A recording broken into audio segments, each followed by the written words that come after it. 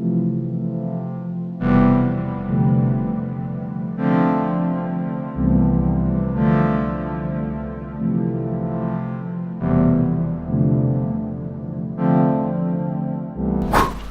les créatifs pour cette nouvelle vidéo. J'ai récemment posté sur Facebook un nouveau projet que j'avais envie de mettre en place. C'est une série sur Cinema 4D. J'avais envie de créer une série nommée La Recette. L'idée en fait c'est que tu me partages les différentes créations que tu as envie que je crée en 3D. L'idée que ce soit que tu me partages des photographies, ou des visuels en 3D, ou des illustrations que je reproduise à l'aide de Cinema 4D. Ça va me permettre d'une part de me chauffer et de voir comment sont créés certains visuels, d'essayer de les reproduire, et d'autre part de vous apprendre comment fonctionne le logiciel et comment créer un type de résultat. Donc aujourd'hui on va s'intéresser à une création de Builders Club. C'est vraiment une création que je voulais expérimenter parce que je me demandais, ok, comment ils ont fait pour donner cette impression de personnes submergées par une sorte d'océan. C'est un effet vraiment dérangeant que je voulais reproduire, donc aujourd'hui on va voir comment le réaliser. Il faut savoir que tu as la possibilité de télécharger le projet dans la description. Ici on va voir majoritairement comment réaliser l'effet, et pour ce qui est de la texture, je t'invite à aller voir le fichier. Nous allons rester avec le moteur de rendu standard ici, mais on va pas voir en détail comment réaliser la texture.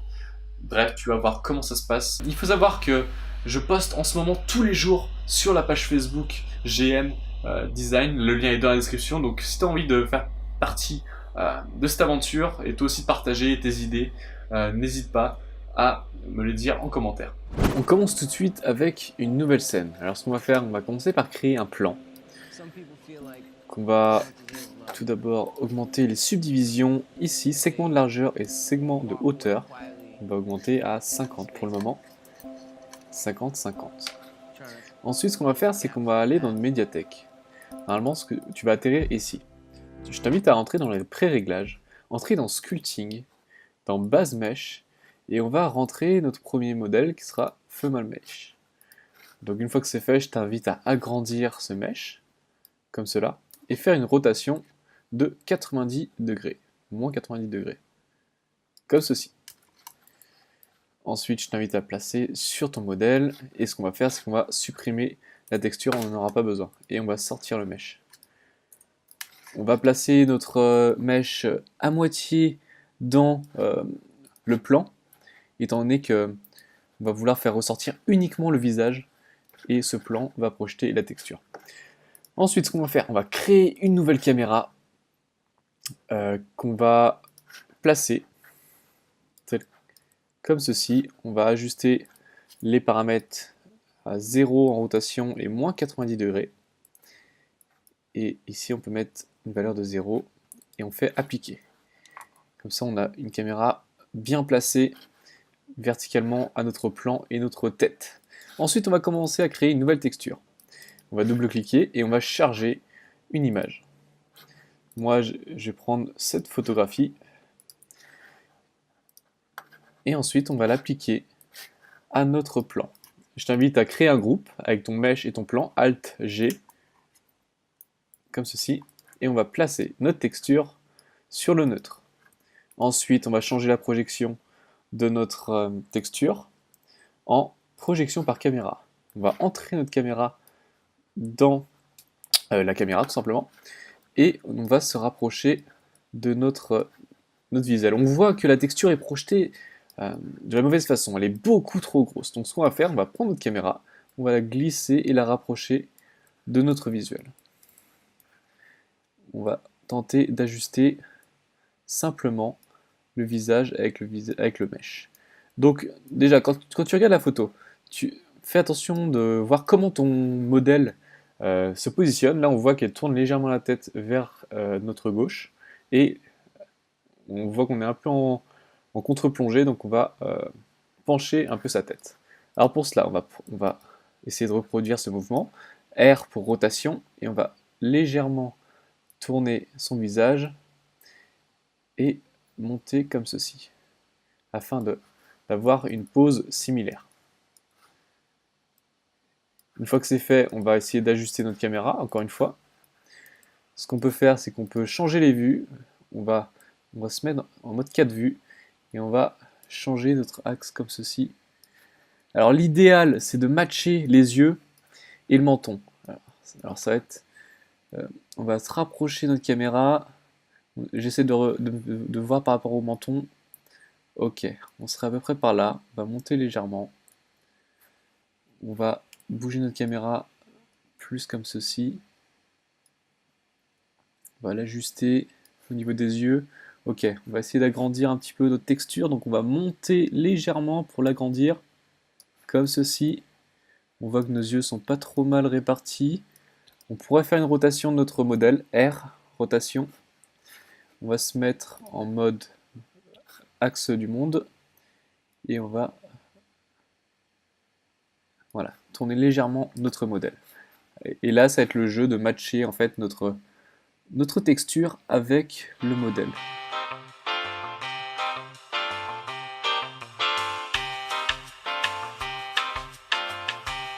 On fait une dernière rotation et je pense qu'on va être pas trop mal. Ok, une fois que c'est fait, on va dire qu'on est à peu près bon, même si tu pourrais faire plus d'ajustements. Ce que je t'invite à faire, alors déjà, c'est de d'ajouter une subdivision de surface sur ton mesh et de la désactiver avec raccourci Q ou en cliquant tout simplement sur cet onglet. Maintenant, on va commencer à déformer notre mesh pour matcher le mieux possible avec notre texture. Premièrement, ce qu'on va faire, on voit qu'il y a des trous ici. Étant donné que je vais lisser ce nez et cette bouche, il va falloir euh, remplir ces trous. Donc ce qu'on va faire, on va sélectionner notre mesh, se mettre en mode polygone, clic droit, on va cliquer sur fermer le trou polygonal. Et ce qu'on va faire, c'est qu'on va fermer hop, notre nez. Une fois que c'est fait, on se met en mode point, commande A pour tout sélectionner, U, O pour optimiser notre mesh. Ok, une fois que c'est fait, on va pouvoir se mettre en mode point de nouveau et on va essayer de matcher nos yeux qui ne sont pas correctement placés. Donc pour cela, on va cliquer sur un de nos points et on va cliquer sur activer pour la sélection progressive. Ce qui va te permettre en fait d'avoir cette zone d'influence qu'on va drastiquement réduire peut-être à 10, même plus encore, 5. Ok, donc maintenant, tu vois, quand tu vas bouger un de ces points, tous les autres points vont suivre dans une zone d'influence d'un rayon de 5 cm. Donc on va même pouvoir réduire légèrement à 3. Et je t'invite à décocher aperçu, histoire qu'on puisse matcher notre œil de la meilleure façon possible. Donc, je t'invite à sélectionner des points et essayer de matcher avec ton modèle, ta texture, comme cela. Ok.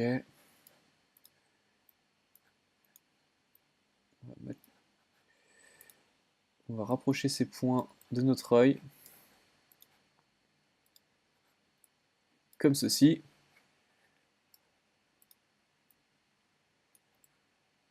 Ok, je pense que pour cet œil-là, on n'est pas trop mal. Maintenant, on va passer à notre autre œil. C'est vraiment la partie où il faut que tu sois le plus précis possible, étant donné que les yeux doivent être projetés correctement. Ok.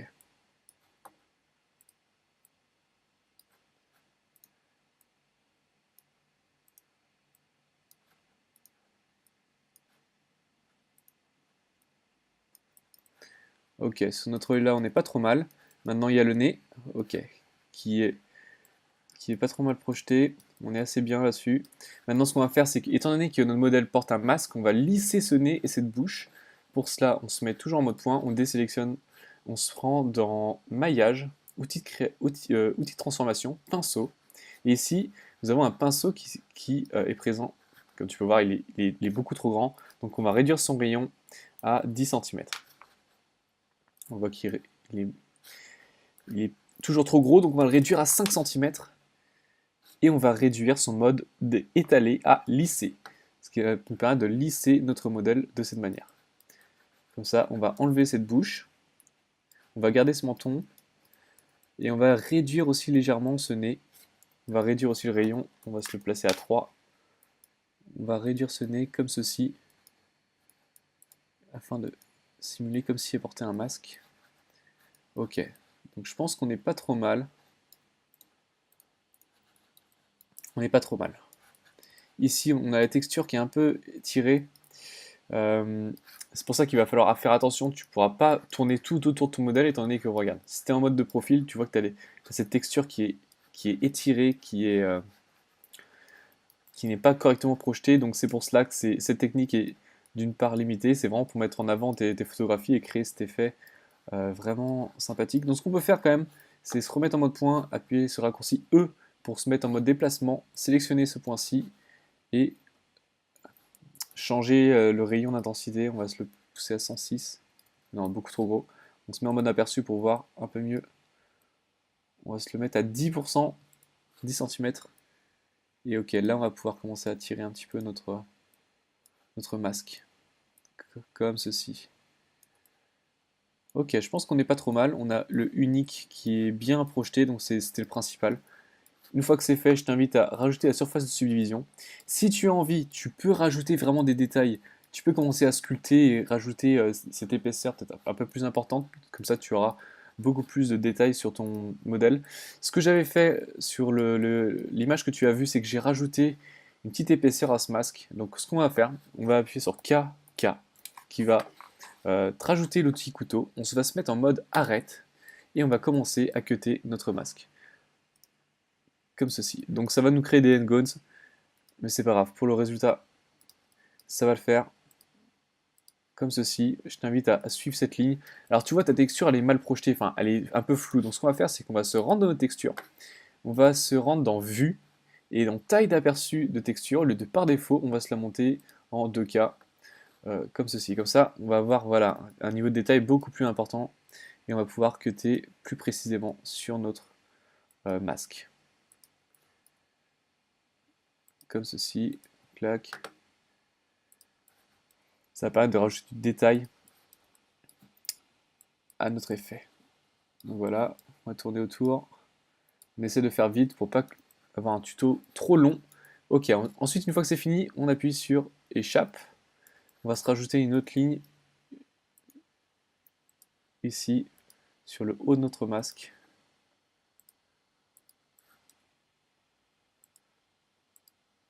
Ok, on va essayer d'être précis.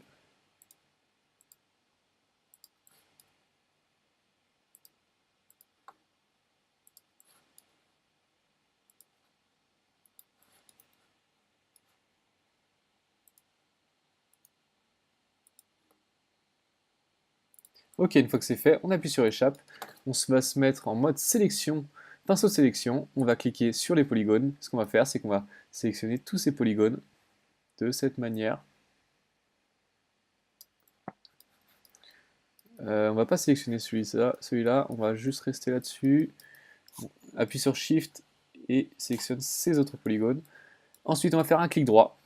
On va cliquer sur extrusion et on va extruder légèrement afin d'avoir, on va se rajouter une subdivision de 2 afin d'avoir cette légère épaisseur qui fait une différence lorsque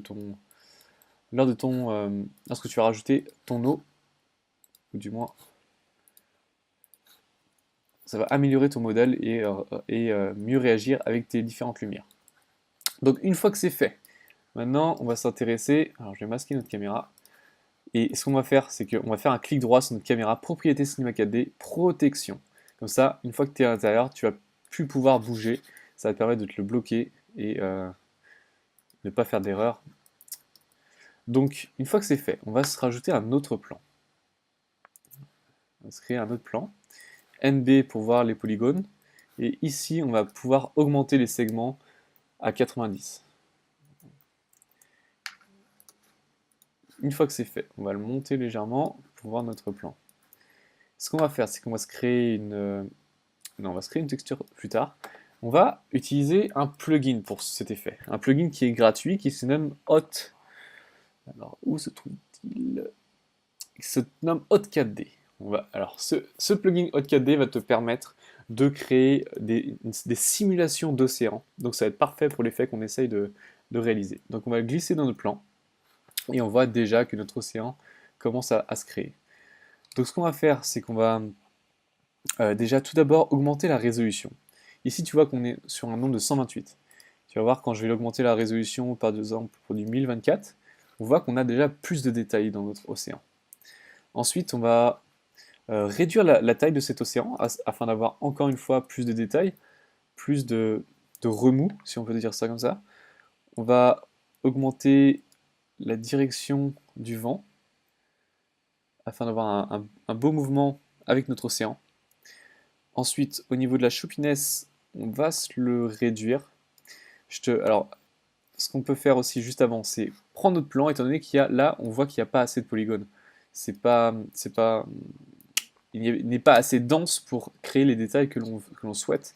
Donc, d'une part, je t'invite à rajouter une subdivision de surface, et d'autre part, de sélectionner ton plan et cliquer sur U, S. Ça va faire quoi? Ça va te rajouter des subdivisions. Et de cette manière, ça te rajouter des détails. Donc, je t'invite à le faire 2 fois afin de vraiment avoir, certes, un mesh qui va être super dense, mais des détails vraiment intéressants dans ton océan. C'est ça qui va vraiment faire l'effet recherché. Donc on va pouvoir continuer à jouer avec les paramètres. NA pour revenir en mode ombrage de Gouraud. Et on va changer la choppiness à 0,3. Ça va ça va écarter les polygones qui seront sur la pointe de ton mesh. Et ensuite, ça va être les majeurs changements qu'on va réaliser. Si tu as envie d'animer cet océan, alors chose que je ne vais pas faire, je t'invite à te rendre dans l'option Time ici, rajouter une keyframe, frame 30 pourquoi pas, et monter cette valeur à 10 par exemple. Ça va peut-être être un peu trop... Et ensuite voilà, ton océan va être animé. Je vais pas faire ça étant donné que je vais faire mon rendu avec Arnold et avec mon ordinateur, ça ne servira à rien. Je n'ai pas assez de puissance pour rendre une animation avec autant de polygones, donc on va supprimer nos keyframes. Et une fois que c'est fait, tu vas pouvoir ajuster ton plan par rapport à ton modèle, comme ceci par exemple. L'idéal, c'est de faire rentrer ton océan à travers certaines parties, masquer certaines parties, comme voilà, le nez. L'idéal, en fait, c'est d'avoir cette impression que le modèle est submergé par cette vague. Donc, tu vas pouvoir changer aussi dans Seed la disposition de tes vagues. Donc, je t'invite à jouer avec. Tu peux avoir voilà, une disposition des vagues plus intéressante ou non. Et tu peux jouer voilà, avec la position de celle-ci.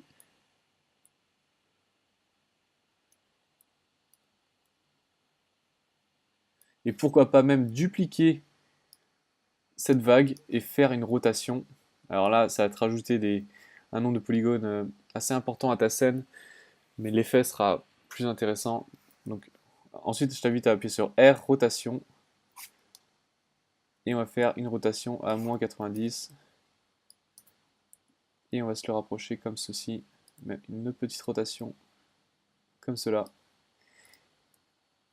afin de masquer légèrement ton modèle. Et il faut avoir en tête que ces vagues vont être transparentes.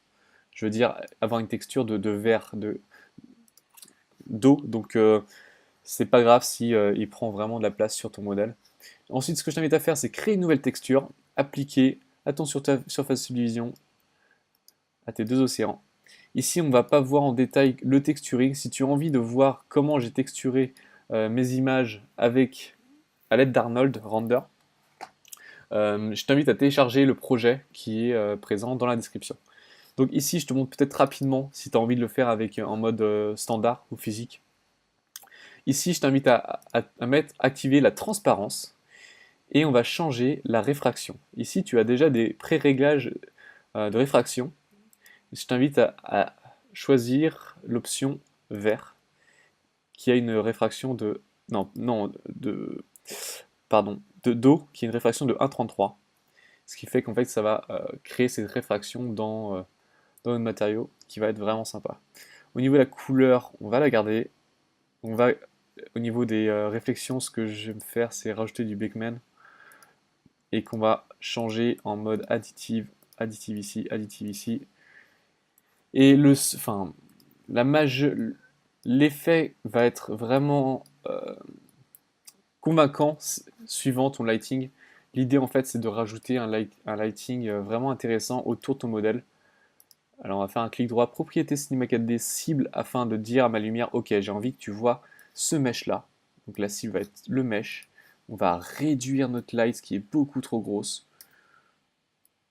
Et on va essayer de se l'orienter autour de notre modèle. Comme ceci. Donc c'est vraiment tes lights qui vont réaliser les réflexions dans ton eau. Et c'est ça qui va vraiment faire, qui va vraiment donner un rendu intéressant. Donc, ce que j'ai fait sur Arnold, bien sûr je t'invite à télécharger le projet pour mieux comprendre comment je l'ai réalisé. J'ai fait à peu près ce même lighting. J'ai placé des lights un petit peu autour de mon modèle. J'ai changé la couleur de certaines de ces lights pour un orange.